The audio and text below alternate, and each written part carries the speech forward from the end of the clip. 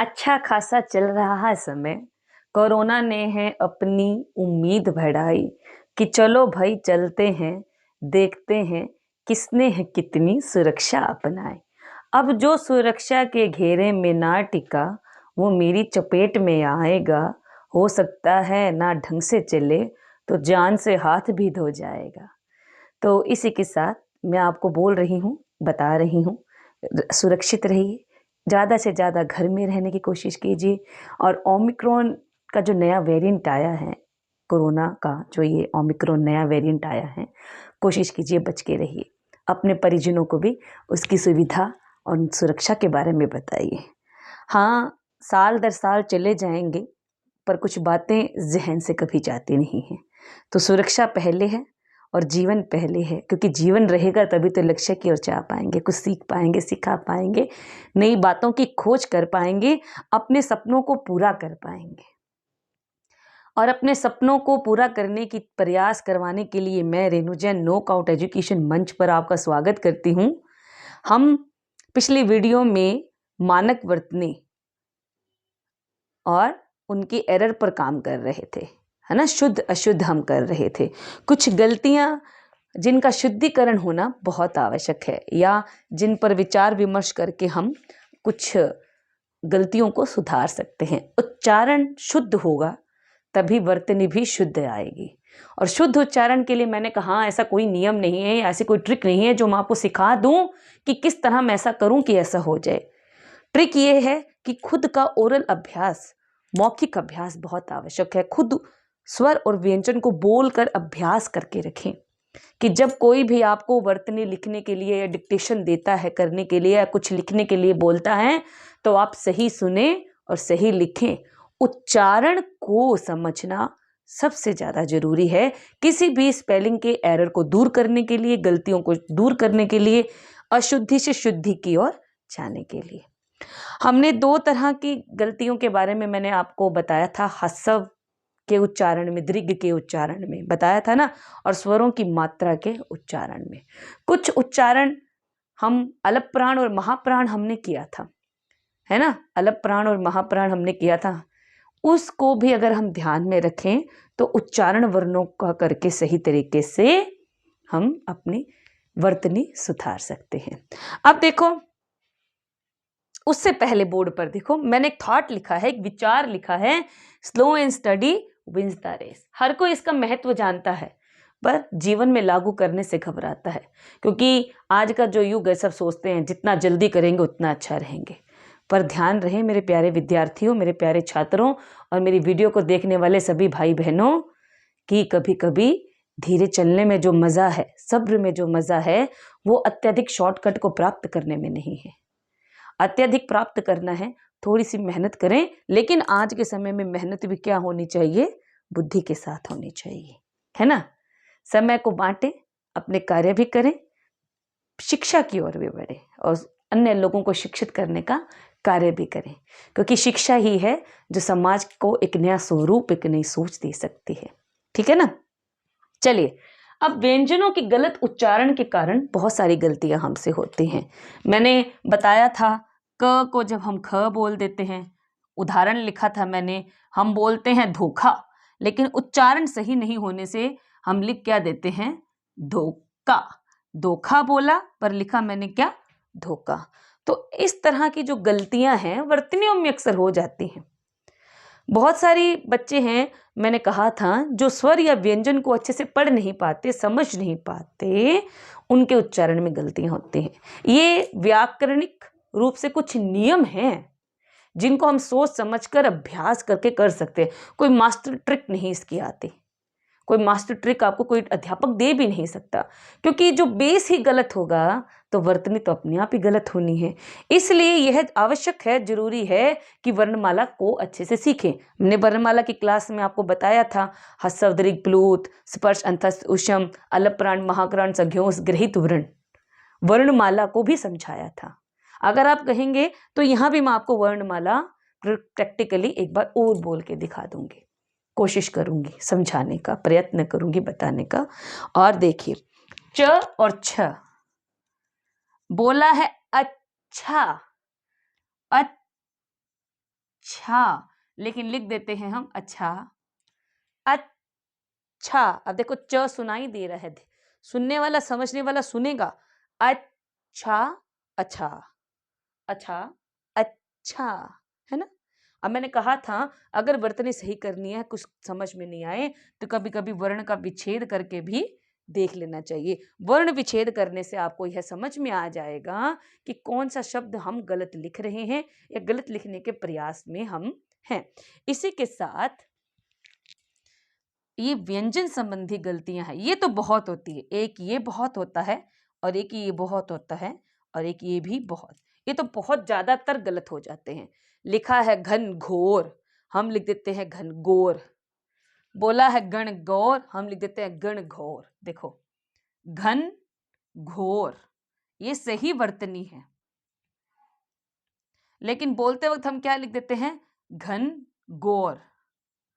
मैंने बोला गण गौर, सुनने वाला गलती करेगा, क्या लिखेगा? गण घोर, है ना? है ना? बस छोटी छोटी सी बातें हैं जो थोड़े से प्रैक्टिकल अभ्यास के द्वारा हम सही कर सकते हैं और सीख सकते हैं। ये व्यंजन संबंधी गलतियां हैं जो मैं आपको बता रही हूं। एक और महत्वपूर्ण बात, श स स, भाषा का प्रभाव भी, हमारी जो मदर टंग जो हमें हमारे घर से मिलती है या अन्य क्षेत्र की भाषा का उस पर प्रभाव रहता है, किसी क्षेत्रीय बोली का प्रभाव रहता है हमारे बोलने पर, तब भी हम इनमें मिस्टेक कर सकते हैं, गलती कर सकते हैं। अब कोई बोलता है भाषा, कोई बोलता है भाषा। अब तीन तरह से हम लिखते हैं, भाषा, भाषा, भाषा, है ना? एक तो इनको हम पहचान सकते हैं अलप प्राण महाप्राण के द्वारा, है ना? और एक ये दोनों का ज्यादातर प्रयोग। अब भाषा तो कोई आएगा ही नहीं, सलेट तो रहेगा ही नहीं। अब इन दोनों में से शुद्ध कौन सा है? ये। गलत कौन सा है? ये। भाषा, भाष्या, स, समझ में आए? कोशिश कीजिए प्रैक्टिकल करने की कोशिश। इनको अलप प्राण महाप्राण, अलप प्राण जिनमें वायु कम मात्रा में और महाप्राण जिनमें वायु अधिक मात्रा में निकलती है। ठीक है ना? अब देखिए तथ, तथ्य, ये द्वित्व व्यंजन है संयुक्त रूप में। ठीक है, ये द्वित्व व्यंजन है संयुक्त रूप में। अब मैंने त और थ का एक शब्द ले लेती हूं मैं, तथैया, तथैया। इसमें क्या मैंने सही लिखा है? तथैया नहीं होता, तथैया होता है। तथैया, तिया, जीभ का घूमना, त थ द, ये एक समान चलता है। लेकिन जब हम तथैया है, वो तथैया भी तो हो सकता है। तो तथैया और तथैया सुनने के ऊपर निर्भर करता है। कान जो है ये उस ध्वनि का उच्चारण जितना समझ पाएगा उतना ही वर्तनी हमारी क्या है? सही होगी। ठीक है? अब दक्षिण भारत के जो लोग हैं, जो भाषा उनके ऊपर प्रभाव रखती है, खाने के स्थान पर खाना, काना, है ना? वो अलप प्राण महाप्राण को नहीं समझते। अलप प्राण महाप्राण का प्रयोग बहुत आवश्यक हो जाता है वर्तनी के समय। कहाँ कम वायु निकल रही है, कहाँ ज्यादा वायु निकल रही है, मुख पर वायु का प्रभाव कितना है, इसको जानना हमारे लिए बहुत आवश्यक है। भूले नहीं, जो महाप्राण है उसमें वायु अधिक मात्रा में निकलती है। पंचम वर्ण छठम वर्ण का भी इसमें एक उदाहरण होता है, ध्यान रखिएगा। ठीक है? अब देखिए प फ ब भ, इसमें भी बहुत गलत होती है। बोलना है बकरी, लिख देते हैं भकरी, है ना? बोलना है बैल, लिख देते हैं भील। ऐसा क्यों होता है?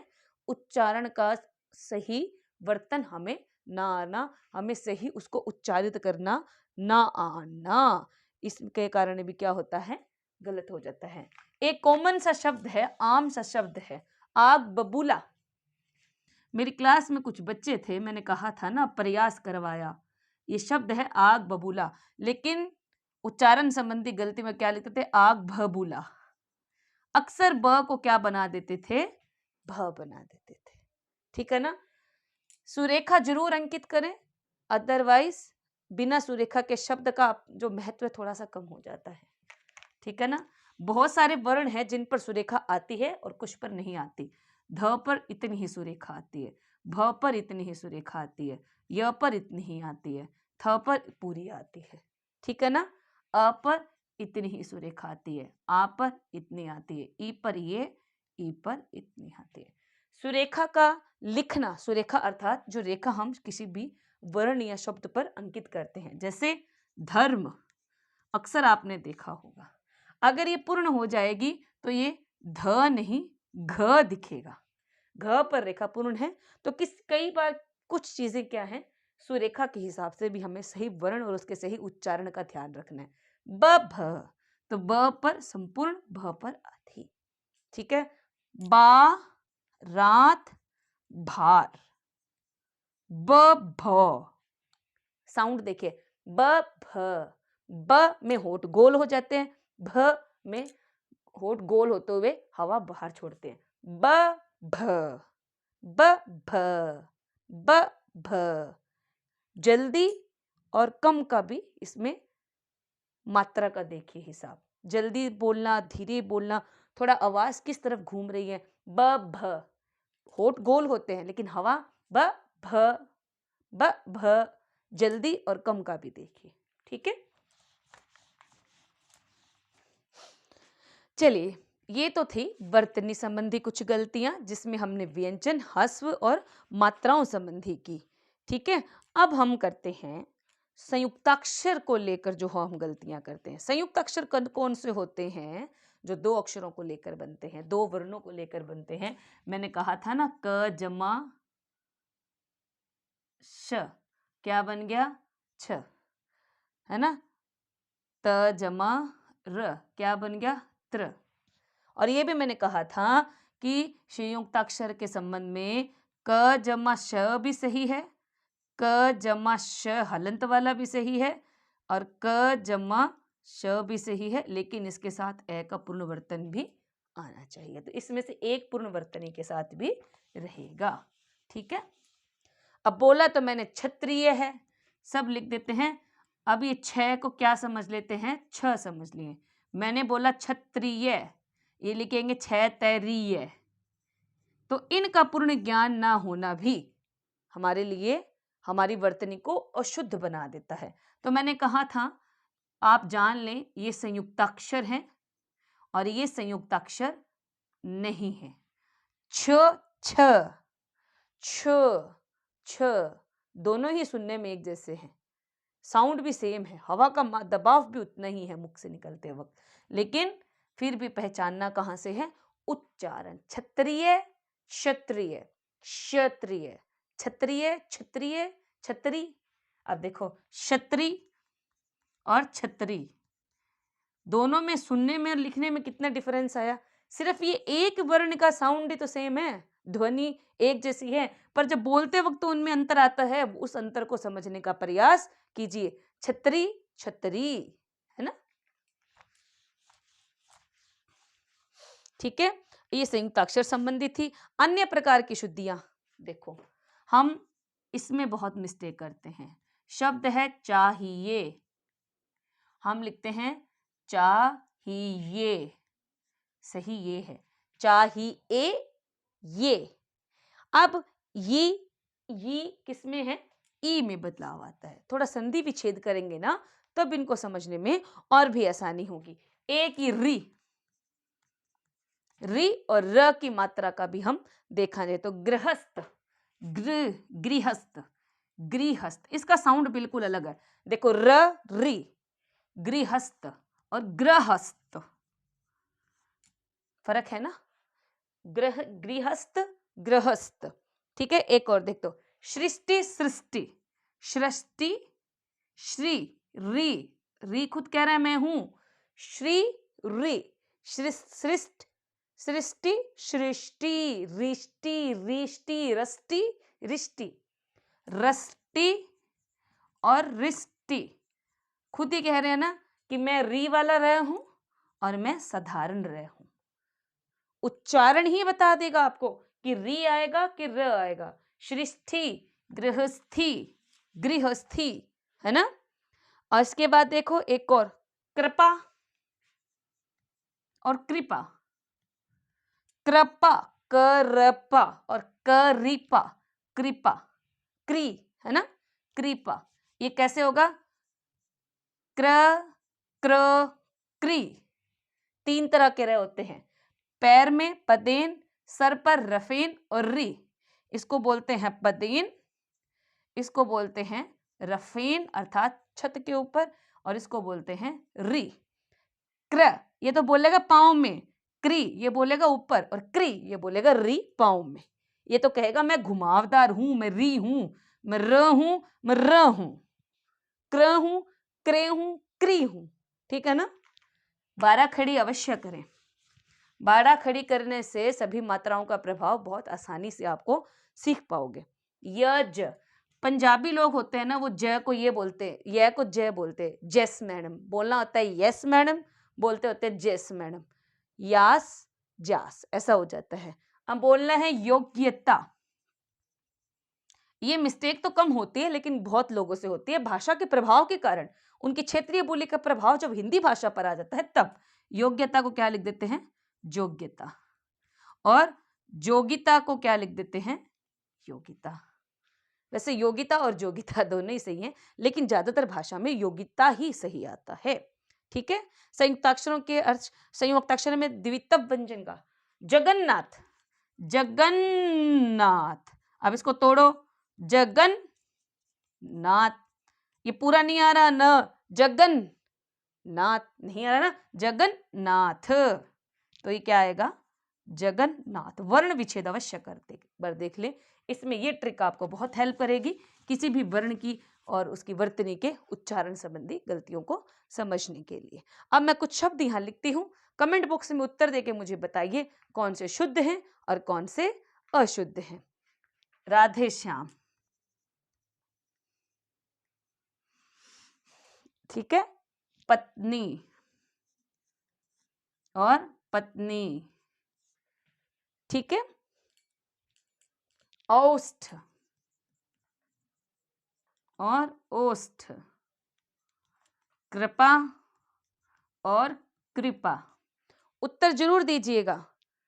सीढ़ियां और सीढ़ियां, ड और ढ की अशुद्धि। ठीक है? एक और लिख देती हूं, देखिए और देखिए। सीखने के लिए बहुत कुछ है, पर धीरे धीरे सीखेंगे। इनका एक अभ्यास, आकलन और इन नियमों का हम एक बार और पालन करेंगे हमारे अगले पाठ मानक वर्तनी में, जो कि स्पेलिंगों का जो स्वरूप बदला है, जिसमें द का प्रयोग बदला है, द भ का प्रयोग बदला है ना, आधे अक्षरों का प्रयोग बदला है। जब मानक वर्तनी करेंगे तो इन पर हम और भी थोड़ा गहन विचार करेंगे। तब तक के लिए मेरी नजर मिलती हूँ। मेरे चैनल को सब्सक्राइब करना मत भूलें, लाइक कमेंट शेयर करना मत भूलें। शेयर करके जिनको ज़रूरत है उन तक मेरी वीडियो अवश्य पहुँचाएं, ताकि वो घर बैठे हिंदी को आसानी से समझ पाएँ, सीख पाएँ, पढ़ पाएँ। और सभी भाई बहन अपने भाई बहनों को भी भेजें, ताकि जो प्रतियोगी परीक्षाओं की तैयारी कर रहे हैं वो हिंदी को थोड़ा और अच्छे से कर पाएँ। किसी भी तरह का प्रश्न आपके मन में उठता है, कमेंट बॉक्स में लिख कर भेजें। अगर आपको आवश्यकता होगी तो हम आपको नोट्स भी उपलब्ध करवाएंगे, हम आपकी व्हाट्सएप पर आकर भी सहायता करेंगे और आपको और अच्छे तरीके से पढ़ा पाएंगे। अगर आपके पास कुछ और भी अलग है तो आप मुझे बताइए, हम आपका जो भी संवाद है, जो भी प्रश्न है, जो भी औचित्य है, चिंतापूर्ण बात है, हम अवश्य आपकी सहायता करेंगे। तब तक के लिए मैं रेणुजन मिलती हूँ, और प्रश्नों का उत्तर अवश्य दीजिए। अपने लाइक्स ज़्यादा से ज़्यादा हमें दीजिए, ताकि वीडियो सब तक पहुँच पाए और सभी के कार्यों को संपूर्ण करने में मदद कर सके। तब तक के लिए धन्यवाद।